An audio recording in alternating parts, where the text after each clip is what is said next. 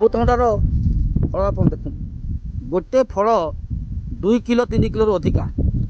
ଏପଟେ ମଧ୍ୟ ଦେଖନ୍ତୁ ଆଜ୍ଞା, 2 କିଲୋ 3 କିଲୋରୁ ଅଧିକା ଆଜ୍ଞା ଗୋଟେ ଗୋଟେ ଫଳ ରହୁଛନ୍ତି। ଅମୃତଭଣ୍ଡା ଗଛ ଗୋଟିଏ, କିନ୍ତୁ ଶାଖା ପ୍ରଶାଖା ଅନେକ। ଆପଣମାନେ ଦେଖନ୍ତୁ, ଇଏ ହେଉଛି ଭଦ୍ରକ ବ୍ଲକ ଅନ୍ତର୍ଗତ ଖନ୍ତରା ପଞ୍ଚାୟତର ହାତୀସାହିର ଜଣେ କୃଷକର ଇଏ ପ୍ରୟାସ। ଆପଣ ଦେଖୁଛନ୍ତି, ଏଠି ମଧ୍ୟ ଦେଖନ୍ତୁ ସେଇ ଅମୃତଭଣ୍ଡା ଗଛ ଗୋଟିଏ, ପ୍ରଶାଖା ଅନେକ। ଦେଖନ୍ତୁ, ଚାଷ ଅଛି ଯାହାର କି ଆନନ୍ଦ ତାହାର। ସେ ଚାଷୀ ଜଣକ ହେଉଛନ୍ତି ସୁଭାଷ ଚନ୍ଦ୍ର ପ୍ରଧାନ, ଯିଏକି ଆଜ୍ଞା ଇଏ ଏତେ ସୁନ୍ଦର ପରିବେଶ। ଆପଣ ଦେଖନ୍ତୁ, ଏଠି ମଧ୍ୟ ସେ ଗୋଟେ ଅମୃତଭଣ୍ଡା ଗଛ ଲଗେଇଛନ୍ତି। ଯେଉଁ ଅମୃତଭଣ୍ଡାର ଫଳ ଆପଣ ଦେଖନ୍ତୁ, ଗୋଟେ ଫଳ 2 କିଲୋ 3 କିଲୋରୁ ଅଧିକା। ଏପଟେ ମଧ୍ୟ ଦେଖନ୍ତୁ ଆଜ୍ଞା, 2 କିଲୋ 3 କିଲୋରୁ ଅଧିକା ଆଜ୍ଞା ଗୋଟେ ଗୋଟେ ଫଳ ରହୁଛନ୍ତି।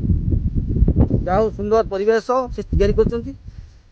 ବର୍ତ୍ତମାନ ଆପଣ ଦେଖନ୍ତୁ, ଏଇ ଯେଉଁ ଭେଣ୍ଡି ବାଡ଼ି ଦେଖନ୍ତୁ, ଭେଣ୍ଡି ବାଡ଼ି ପ୍ରାୟ 25 କିଲୋ 30 କିଲୋ ଭେଣ୍ଡି ସିଏ ଏଠୁ ପ୍ରତ୍ୟେକ ଦିନ ଆମଦାନୀ କରୁଛନ୍ତି। ସେପଟରେ କଦଳୀରୁ ଆମଦାନୀ, ପୋଖରୀରୁ ମଧ୍ୟ ମାଛ ଚାଷ କରିଛନ୍ତି। ଏଭଳି ଜଣେ ସଫଳ ଚାଷୀକୁ ପ୍ରୋତ୍ସାହନ ସରକାର ଯଦି ଦିଅନ୍ତେ, ସେ ଆହୁରି ଆଗକୁ ବଢ଼ନ୍ତେ। ଆସନ୍ତୁ ଶୁଣିବା ତାଙ୍କ ମୁହଁରୁ କିଛି କଥା। ଆଉ ସୁଭାଷ ବାବୁ, ଏଇ ଯେଉଁ ଗଛ ସବୁ ଲଗେଇଛନ୍ତି ଆପଣ କେମିତି କ'ଣ କରିଛନ୍ତି ଆଜ୍ଞା? ଆଜ୍ଞା, ମୁଁ ଚାଷ କରିକି ଲଗେଇଛି ଆଉ, ଗଛ ଆମଦାନୀ କରିକି ଲଗେଇଛି ଆଉ। ଦୁଇ ପଇସା ଭଲ କରୁଛନ୍ତି ବୋଧେ? ଯାହା 2 ପଇସା ହେଉଛି ଆଉ। 2 ପଇସା ହେଉଛି? ଆଜ୍ଞା। ସରକାରୀ ସାହାଯ୍ୟ କିଛି ମିଳିଛି ଆପଣଙ୍କୁ? ନା ନା, କିଛି ମିଳିନି? ନା ନା। ସରକାରଙ୍କ ପାଖରେ ଦାବି ରଖିବେ ଆଜ୍ଞା କିଛି ସାହାଯ୍ୟ କରିବା ପାଇଁ ଆପଣଙ୍କୁ? ଦାବି କରିବା ମୁଖ୍ୟମନ୍ତ୍ରୀ ମୋହନ ମାଝୀଙ୍କ ପାଖରେ, ଆଉ କ'ଣ କରିବା, ଶ୍ରୀମାନ ମୋହନ ମାଝୀ ପାଖରେ ଟିକେ ଦାବି ରଖିବା। କହିବେ ଆପଣ? ଆବଦ୍ଧ କିଛି କରିବା, ନିଶ୍ଚୟ କହିବେ। ନିଶ୍ଚୟ କହିବି। ସୁଭାଷ ବାବୁଙ୍କର କଥା ଶୁଣୁଥିଲେ ଆପଣ?